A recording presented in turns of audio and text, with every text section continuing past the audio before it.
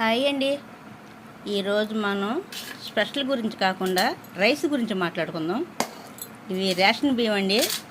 ఈ రేషన్ బియ్యంకి మనం అంటే ఎంత ప్రేమ అంటే, ఇప్పుడు చూడండి, ఈ వండినాక కుండను వదిలిపెట్టవు, కంచంలో పెట్టుకుంటే కంచాన్ని వదిలిపెట్టవు, పెడతంటే గరిటిని వదిలిపెట్టవు, కలిపితే చేతిని వదిలిపెట్టదు, తింటే నోటిని వదిలిపెట్టదు. మనల్ని ఎంత ప్రేమిస్తాయో.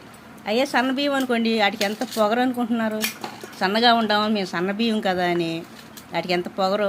మనల్ని పట్టించుకో, వండిన కుండను పట్టించుకో, గరిటిని పట్టించుకో, కంచాన్ని పట్టించుకో, కలిపితే మన చేతిని పట్టించుకోవు, మేము సన్నగా ఉన్నామని. నోటిని పట్టించుకో. ఇవనుకోండి అస్సలు వదలవు, చేతిని వదలు, కుండని వదలు, కంచాన్ని వదలు, ఆఖరికి మన నోటిని కూడా వదలు. అంత ప్రేమ అనమాట.